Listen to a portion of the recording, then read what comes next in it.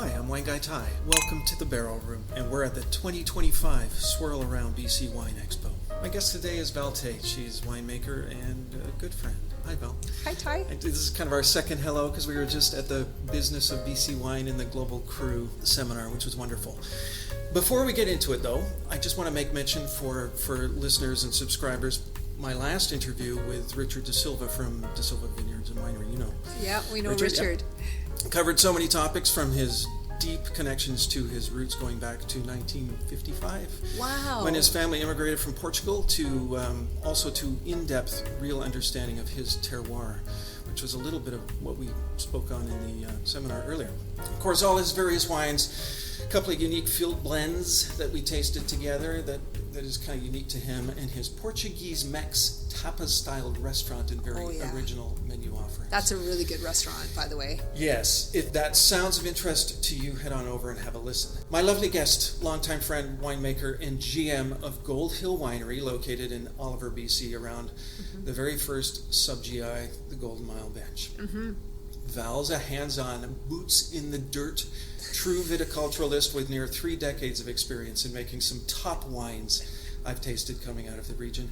She has undergraduate training in molecular genetics, plant biochemistry, and a degree in enology from UC Davis in Napa. Her focus laterally is to create small lot, handcrafted vinos from fruit grown at the exceptional Gold Hill Estate Winery. How long ago did we meet?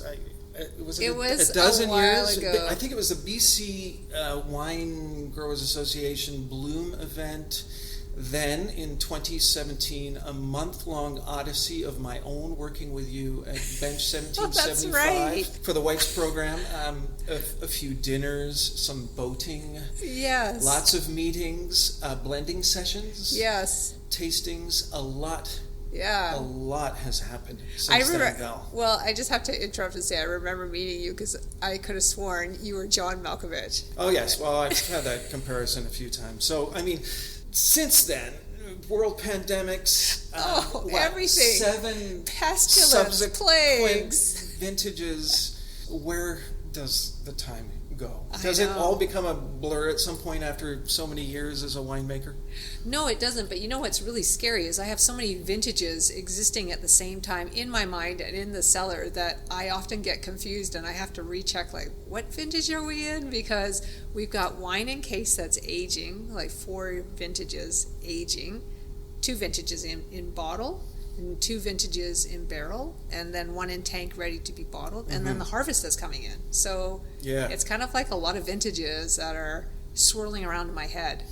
Swirling around in your head and also in tank and in barrel at any minute when you walk into the winery, right? Especially at this time of year because we're at harvest. Yes. It's been a rough couple of years in the Okanagan. Frosts, complete loss of vineyards and subsequently vintages, a lot of pivoting. And you kind of made mention in the earlier seminar that we did together some of the big impact for you. How did it affect your priorities at Gold Hill Winery?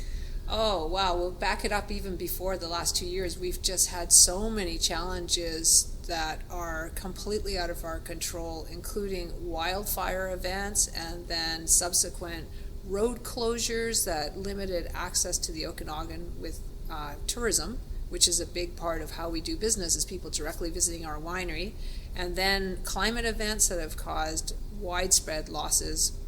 In 2023 of fruit, our vines were fine, but they didn't produce any fruit. And then subsequently, 2024, about a third of our vineyards outright died and had to be replaced. And then the remainder didn't produce any fruit at all. So 2 years back to back with no fruit. And here we are this year, where our vines that have been planted from last year and our vines that survived those cold events are bumper crop, loaded. And we're having an incredible vintage. It's one of the nicest vintages. Everything is getting fully ripe. We're just, the ripeness is cascading upon us. So it's a pretty busy time. It's a busy time, and yet you've managed to find a moment to get into the city of Vancouver for the Swirl event, which is a lot of juggling. It is. But you've got Nav at the winery? No, Navi's not with us anymore. He moved on he married, and he's got 2 children, and he's living in Vancouver now. So, yeah, we miss him tremendously because he was, very passionate about the winery and the wines and, of course, our region, our particular place in the world. Mm-hmm. But his younger brother, Gurjinder, who actually just graduated from university in marketing, is joining us, and he will be instrumental in sales and marketing for us. So he's kind of absorbing the world of the winery and the vineyards, and he will be the one that'll take over for his parents. So we are very thankful. Oh, that's great. We need new blood.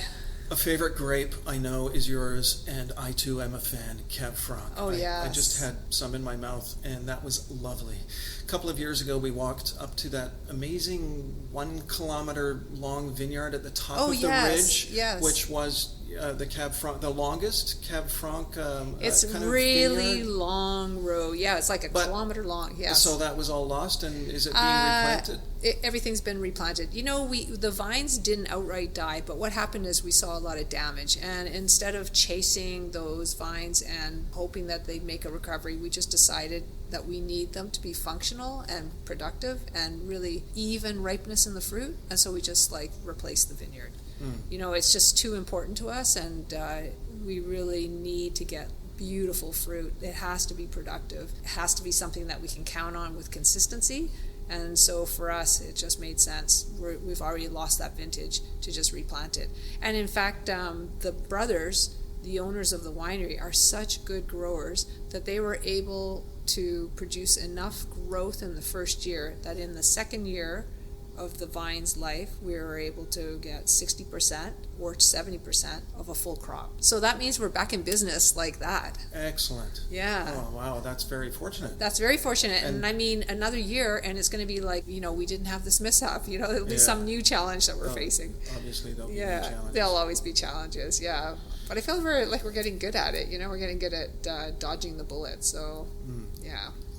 Well, 30 years of vintages and work, I guess there's a lot of things that has been thrown in your direction. Yeah, bears eating fruit and staff quitting and people coming helping. Yeah, no, it's very dynamic, and also where we are in the world is a challenging place to grow wine. Mm-hmm. But because it's right at the very limits of where you can grow wine grapes, the expression of the fruit is exceptional. We get, so it's a bit of a seesaw. Like you want to push the envelope of where you can grow fruit, but you're going to have So for listeners, the context, so Oliver and Golden Mile Bench, this is 47 to 48 degrees latitude, which is, like you say, almost at the further reaches. So going further north, of course, with Lake Country, we're right at the 50th parallel, which is the same as Champagne. It is, but they have a really big maritime influence, so the ocean has a big effect on moderating the cold temperatures in the winter. We don't have that. The further north you move... Even with the lake? Yeah, even with the lake, it's not enough when you start moving into higher latitudes, because you start to see a bigger drop in temperature in the winter, so it gets colder. Yeah. But that is a bit of a challenge. And people talk about climate change and that we're starting to see warmer temperatures, but actually we are a hot climate that is also a cold climate. So we're seeing extremes in hot temperature, but we're also seeing extremes in cold temperature. So it really is difficult to manage. We're really pushing the envelope of where we can grow grapes. And I think that having this event that happened last year really took a lot of the kind of I don't want to say it's frivolous, but kind of outside experimental plantings, that were doing okay. They were struggling, but then it was no, there's no possibility that we can continue with these varieties. Like Southern, Sicilian, Italian varieties. Is Cab Franc in some ways more winter hardy, even though you lost the vineyards? It is very winter hardy because we only lost Cab Franc in a small area, but most of our Cab Franc plantings survived. Not the ones that we use for our portfolio for the wines, that home estate, but in other locations the vines survived, and they're this year had beautiful crop, big crop. So, yeah. I know this about you. You love to surf. And once all the ducks are in a row in the cellar, harvest has been brought in the next couple of weeks as you're scurrying around, you and partner Ian dispatch yourselves to Panama and seek out the waves to ride. Yes. What is the correlation of waves and wines, if any, and how did this all come about? That's a good question. Yeah, I guess surfing is very dynamic and something that you're dealing with that's moving and uncontrolled. It's a force of nature, and you're taking it as it comes. Much like you are dealing with a vintage, it's completely out of your hands what the vintage is going to deliver. And in over 30 years, I've never seen a vintage that was the same. It's so variable. Mm-hmm. So I feel like that's kind of tying in with just dealing or playing with nature. You're in the realm of nature, and no matter how big a check you write or no matter how much pleading you do, you're just going to get what nature delivers, which is I love the authenticity of that. Mm-hmm. I think that's pretty exciting, actually. And to the same tune, when you're out riding the waves, you have no idea what's going to be coming in. No, you could ride the wave if you catch it, or you could get slammed and eat sand. There's a lot of metaphors in there. I know. I've kind of been eating sand in the cellar the last couple of years. So, yeah, that's a good question, actually. That's a really good question. Two House, yours and Ian's homegrown eponymous brand, created with lots of love, which is so apparent in making a red and a white wine specifically and in harmony. Yes. Which is lovely. Nice. What's in the name and what's it all about? Oh, Two House is a project that Ian, my partner, is a winemaker, and we've both had a lot of years of experience growing and making wine from wine grapes in the Okanagan Valley, and in particular the South Okanagan. And so for us, we've had sometimes similarities in our style and other times differences. And we wanted to do a project together where we could sometimes celebrate those similarities and other times contrast our differences. And so Two House was born. Two House meaning the house of Ian and the house of Val, and sometimes they meet and sometimes they don't meet. So if you look at the label, he has a Scandinavian background and I have a Spanish background. So there's two dragons on the label, and we're dragons from Chinese astrology. And one of the dragons is a Mayan dragon, Aztec. It's sort of a modified Aztec dragon, and the other one is a Viking dragon. And so if whichever one's on top is the one that led the decision making in that wine. Oh, so, interesting. So you modify the label. So it's either the Viking dragon or the Mexican dragon. Yeah, so it's very fun. We've been having a lot of fun with that. And we do very small amounts, like 50 cases or less, tiny. It's just a barrel play for us. Yeah, very fun. So it's mid-September here, and harvest is happening, and all the frenzy of the crushpad has ensued. You mentioned a couple of weeks back when I was in the region having this year a surplus of fruit. Yes. So what is that normal, or it's only for this year? As you said, you've had an overabundance. Yeah, it's actually a really tragic situation because in an effort to address the loss of fruit last year, the government and our marketing board collectively decided that they would relax the regulations. So to be a BC wine producer, you must be making your wines from 100% BC fruit. Well, cut to 2024, there's zero BC fruit. So the government and the marketing agency together collectively worked with input from everyone and decided that the best course of action was to open up jurisdiction for getting grapes, and people could source grapes from anywhere they wanted. It could be anywhere from Canada or the United States or wherever in the world.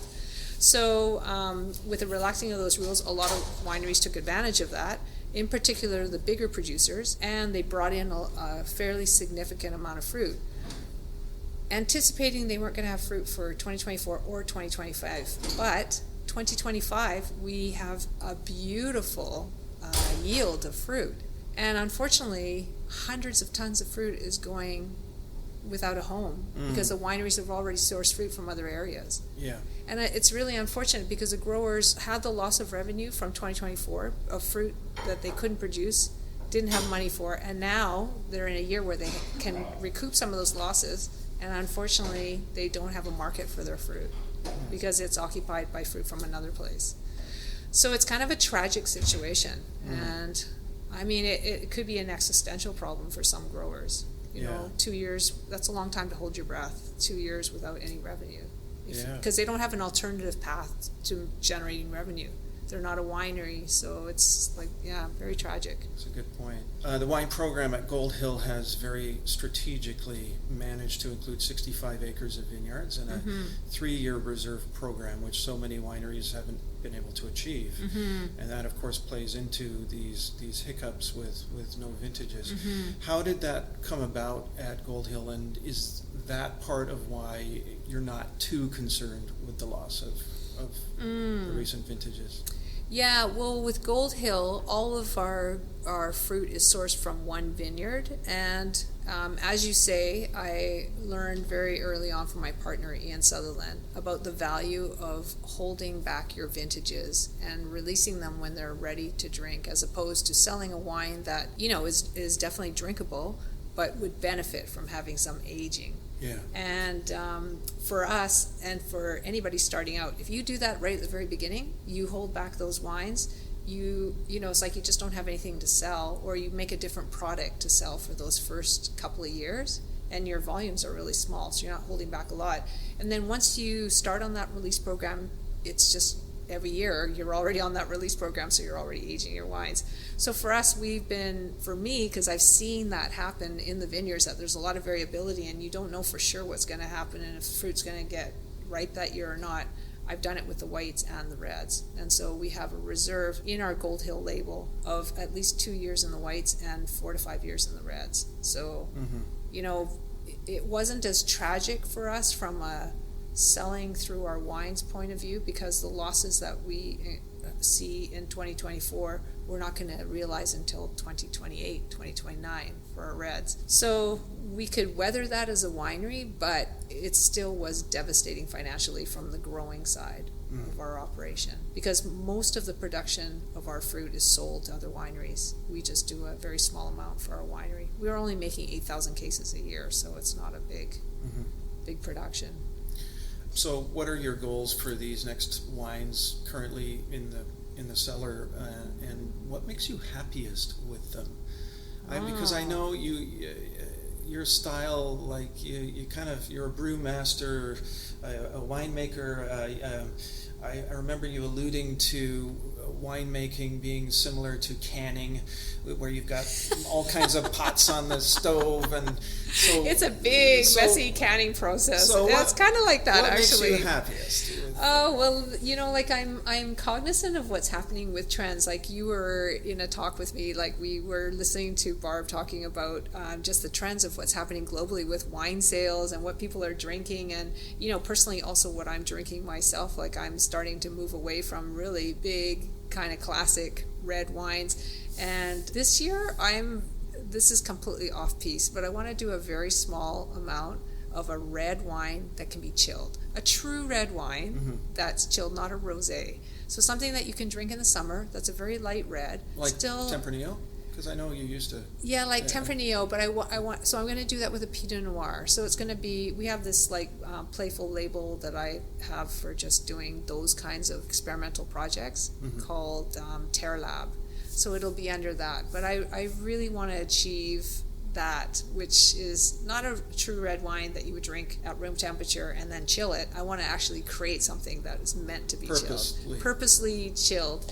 Yeah, and then of course continuing to build on the Gold Hill portfolio, which I'm very excited about, because this year we planted some Semillon on our property. So we took the Tempranillo died, and so we replaced it with Semillon. So I'm very excited now, because now we can add Semillon to our white portfolio. So that's going to be really interesting. Lovely for ageability too. Yeah. And then of course doing those gorgeous Semsovs. Exactly. Barrel aged Semsov. It's one of my favorites. Yeah, I'm very excited about it. So I'm really letting the fruit hang late, so I get the really honeyed and fully, you know, ripe flavors of the Semillon, and then I'm going to pair that with a very fresh expression of Sauvignon Blanc. So yeah, I'm excited about that. But I'm always excited at every vintage, because it's like a brand new you don't know how it's going to go. You know what I mean? Like, I'm tasting the fruit as it's developing on the vine. I'm very excited about the quality this year, and it seems like more and more often the vintages are great. Like, it used to be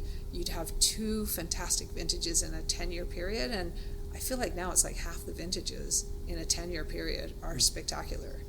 So we're lucky in that sense. Could be attributed a little bit to global warming and having general Yes. warmer climate Yes. for phenolic ripening. Like, I've seen a shift in September, October. It used to, like, all of a sudden get really cool in September, and now we're going later and later in the year with 30-degree temperatures.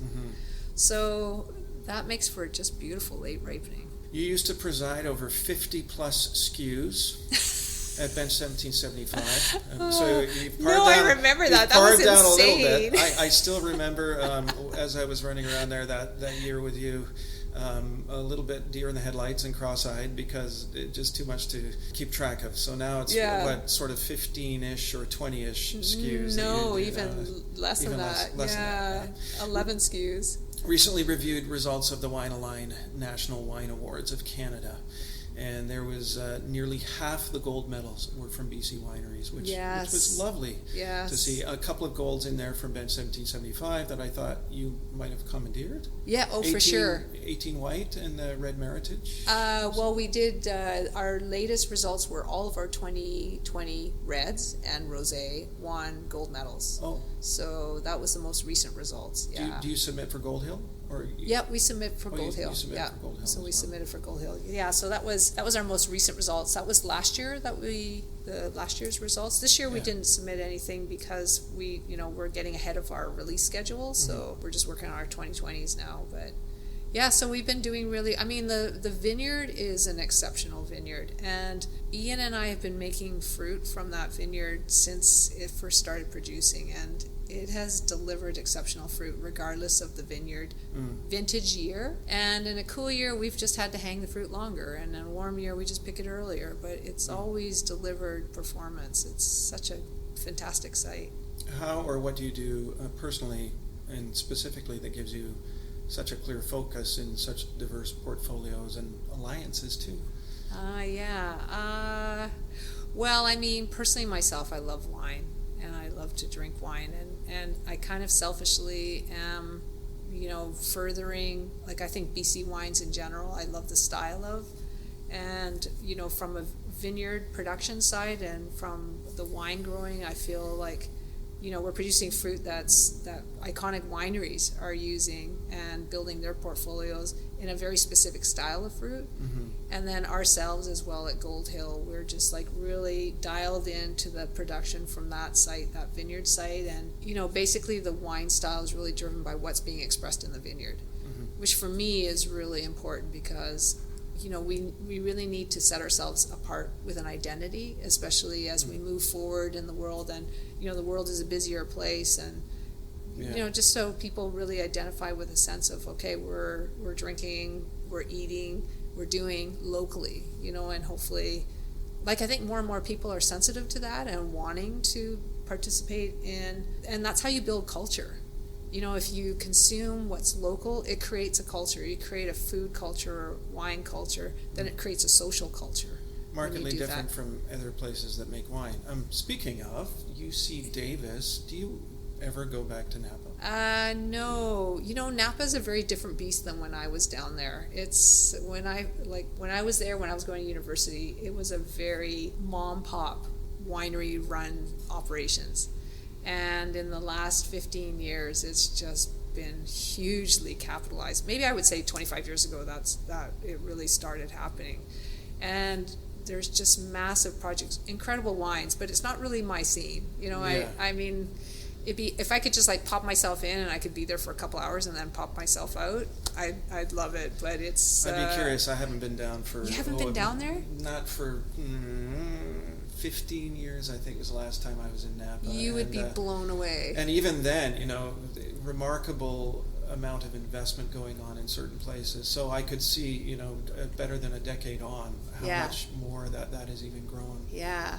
Yeah, I mean, it would be really cool to go and check it out, but it's a different style of being in a place. It's very bougie and kind of like all about being very impressive, and I always feel like that's a little bit removed, like it's not so intimate. Yeah, I was listening to another fellow's podcast on wine recently, and his interviewee, Violet Gergich, said that Gergich is one of the most asked questions that she gets about coming to wine country is what to wear. Oh, no and way. I always thought, that kind of made me laugh, because I think of the boots in the vineyard, and even in the tasting room, you've run in from the cellar from out in the vineyard, and you've got like a kind of a down vest on, and that's not very schleppy. And some people are mostly concerned with, what do I wear? That is amazing. Like the consumer who's going into the tasting room is asking that. Oh my God, that is hilarious. Well, that gives you a sense of like how it's very bougie. Are being marketed. Yeah, I mean, also that is very fun. Like there is a time and place where that is very fun to do. But yeah, if I were coming to the Okanagan as a wine tourist for the first time, what would you say is must do, must see, or how would you explain such a special place? I've had so many wonderful memories and moments there, but characterize that for listeners. I would say that it would be really, you would have a really great experience if you kind of went off the beaten trail, and instead of going to the bigger wineries, try to seek out the smaller wineries. It's a more intimate experience. Mix it up, visit and because the wine industry has grown so big, pick a region in BC you want to visit and spend your time there, and then try to mix, go to a bigger winery and a really small winery, and see which style you like,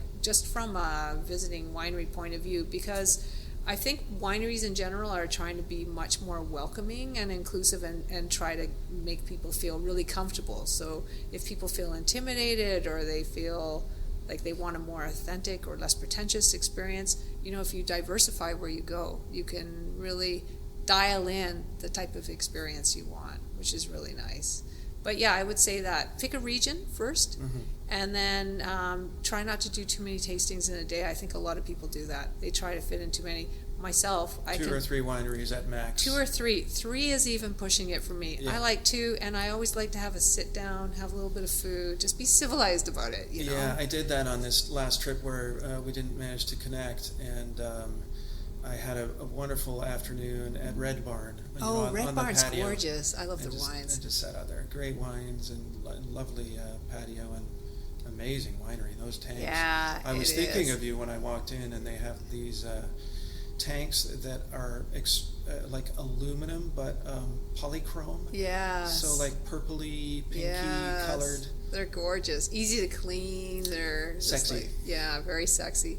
Yeah, and you can have an experience there where like people have the time to talk with you. It's a little bit slowed down. It's not so crowded with people, and not to say that I don't want to take away from the bigger wineries that are really well recognized, but sometimes they can be a bit zooey in the summer, like at peak season. Especially at peak season. Especially at peak season. And they would probably appreciate as well, I mean, they're not going to say that, but they would appreciate if it wasn't so mobbish, like if they could just spread the people out over the season. Yeah. So, that would be, first thing, pick the region, and then, pick a diverse style or size of winery. And then the other thing that I think is really good to do is pick one wine that you want to taste, so you really get to know it, sure. If taste Pinot Gris and taste just Pinot Gris, or taste Cabernet Franc, my favorite, and every winery just about in BC does a Cabernet Franc actually. So that's a really nice experience to be able to taste one wine, and then you can really pick up the different styles that winemakers are working on, and people will probably start to really recognize the Okanagan style. What's being expressed, not just Okanagan, sorry, I have to keep including all the regions in BC, but just what's coming from each region, which is so beautiful to be able to get that experience where you can taste the difference.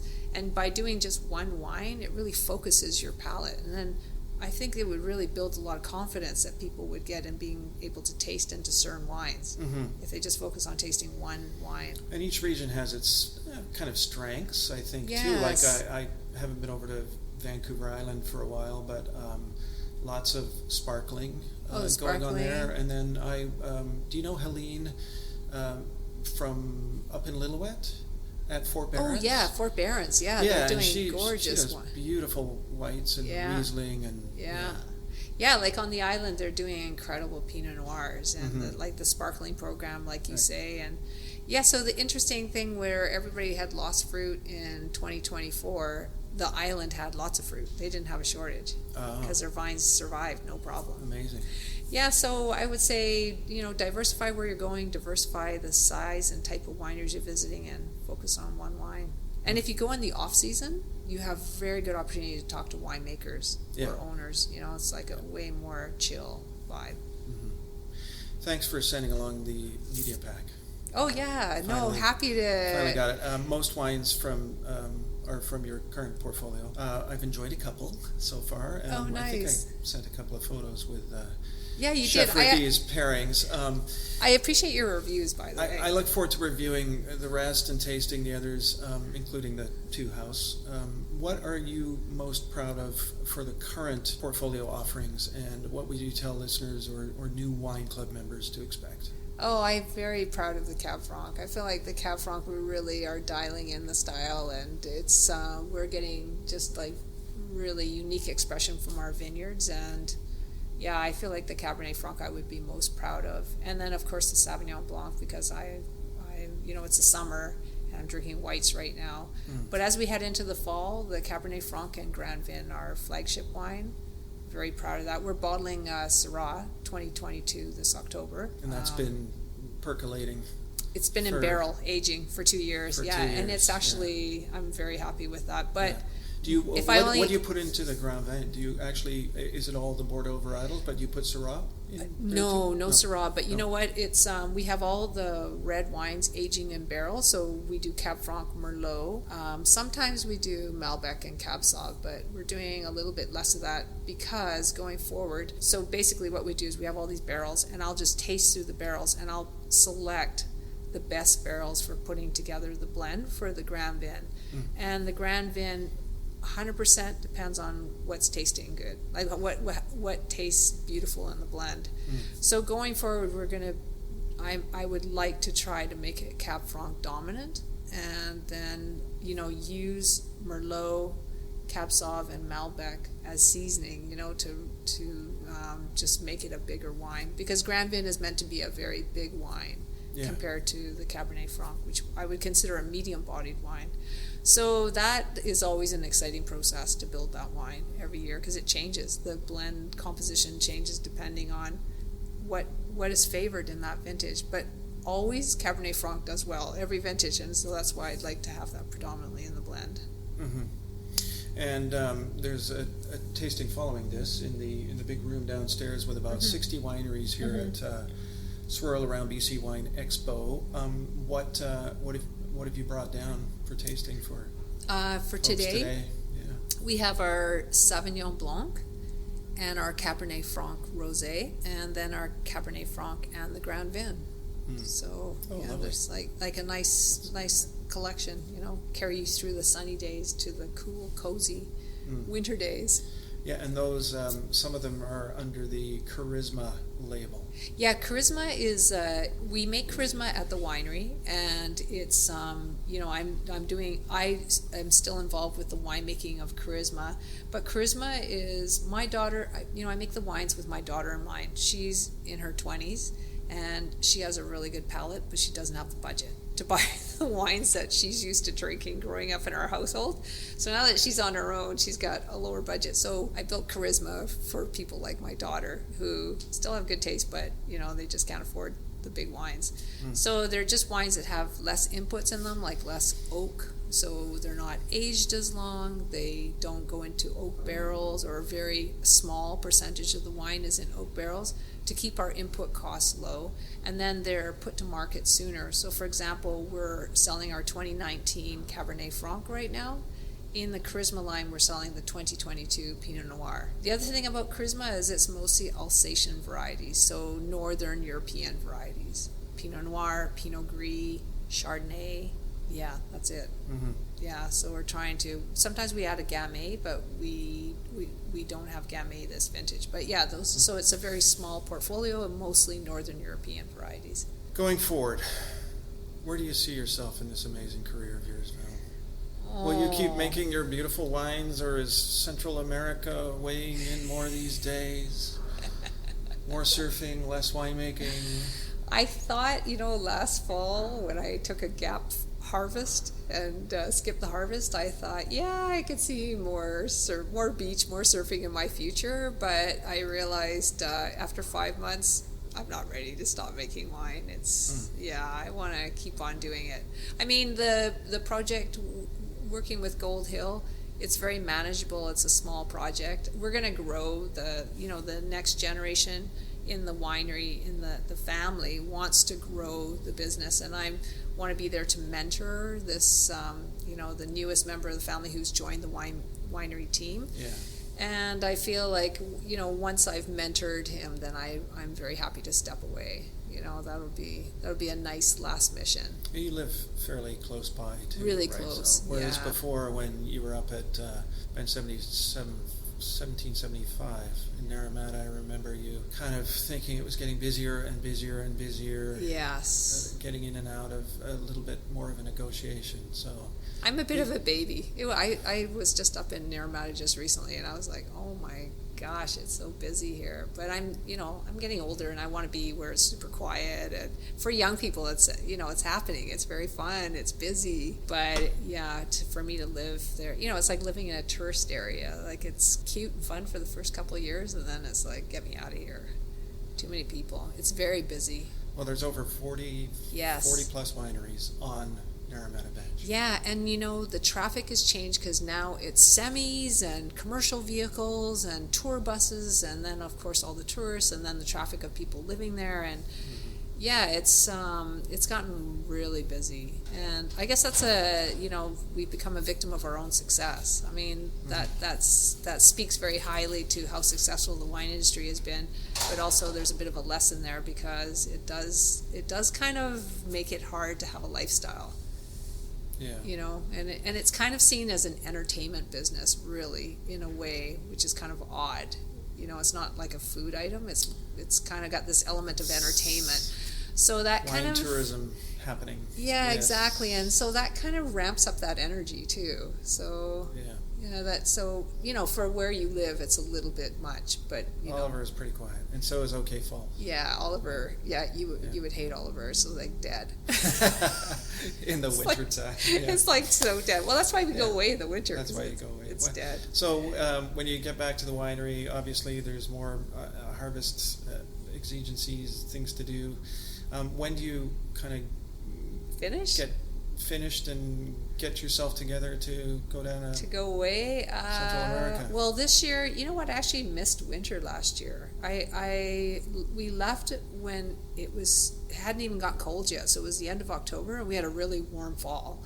So left at the end of October, and then came back in April. So I didn't experience cold weather at all. And funnily enough, I missed it. Like, I missed snow. So this year we're going to stay until January. And then, now I'm of the age that my friends' kids are getting married. So we're going to our friend's kid's wedding in Barbados in January. And I just found out that there's a little 2-hour hopper that goes from Barbados to Panama. So we're just going to go to Panama from there. Oh, that sounds like a plan. Yeah, sounds yeah. But if you're going to stick around in the fall, maybe that gives me the impetus to organize a trip up for a later fall visit or something. Hang out and crack some bottles open. And of course, there's always opportunity to crack open bottles. Cook some wines. Yes, we don't need any excuse in my family either. No, I know, it's like, whoops, how did this get open? We have to drink it now. How many fallen soldiers every 3 or 4 days around my little apartment? It's like, what? Did we drink? We drank that. We drank this. We drank that. I'm definitely slowing down, but I'm not like at my peak energy, where I used to be able to just like down them. But I still enjoy wine. I'm always going to enjoy wine. How could you not? Yeah, it's one of those things I look forward to for the rest of my life, if at all possible. Yes, of course. And better ones all the time yeah, on my radar. Exactly. What one can afford. Yeah, you can get more discerning, and it's really fun because now we've been going through our cellar, because we have a cellar collection, and we're starting to go through wines, like pulling out bottles from like 2006 and 2009, like tasting. So it's very interesting to taste wines that have like some real history. And it's very cool. Especially local wines, because there really aren't that many library wines of BC around, unless they're in personal cellars like yours. That would actually be a very fun thing to do, like to put the call out to all the winemakers and just like pick a vintage. And like do a 2004, everybody brings their dinner. 2004. That would be such a fun thing to do. What a good idea. Like have a table where you have all the wines and everybody can just taste like how the wines have aged and where they've come from, and that would be such a fun thing to do. That and Cab Franc Festival. Yes. I want to do that also. Well, speaking of tasting, that is what's next for me this afternoon. Are you on another panel or? Not another panel, but we're in the room. Room. In the tasting room. So we get to meet up with people. And it's nice because I don't get a chance to see other people in the industry. Funnily enough, I have to come to Vancouver to see everybody. Yeah. And, so, it's good to catch up with everyone and introduce Gurjinder to all the people. Like, he's the newest member of the family, the youngest member of the family who's joined the winery team. Yeah. So it's nice to get him to meet people and, take in the scene. For sure. Yeah. Well, Val, it's been so fun to sit here and have this moment, finally, making it happen. Yes. We were 2 ships passing a couple of weeks ago. Yeah, it was a busy summer. It was a really busy summer. Yeah, and I can't believe it. So we're already in September, and I feel like, I was complaining before I went up to the Okanagan 2 weeks ago that I hadn't dipped my toes in a river, a pool, or a lake. I know, you I were hadn't saying been on that. a bike. I was like, what? And here we are in this room looking out at Cole Harbour and the Disney cruise ship that's just about to leave. I mean, you're living in one of the most iconic vacation spots in the world, and it's like, there it is right there for you, Ty. Yeah, I could just... Yeah. But you're right, like the year went by so fast, and I remember Jess and I sitting there and going, in no time we're going to be saying, oh my God, it's July. And we were the other day going, it's the end of September. Like, how did that happen? That is pretty crazy. Well, thank you very much. Yeah, thank you. It's always a pleasure to sit with you and have these conversations. And part of the reason for me doing these podcasts is to bring those conversations to a greater group of people. Nice. And wine enthusiasts the world over, which I think is these stories need to be told. Aww. And we need to carry on with our enthusiastic way of being here in British Columbia and what we have in the wine world. Yeah, we have something special here, and I hope we can continue to grow it and dodge bullets. Dodge bullets. That's hopefully not real ones, but we are in Canada after all. So. Yeah, they're always metaphorical in Canada. Like, we don't have to worry about the real thing here. Yeah. Well, I'll let you get down to the tasting room, and we'll see you down there. And okay, again, thank you. Cheers to you. Yeah, cheers to you. Thank you. Yeah, cheers. Good questions. Cheers.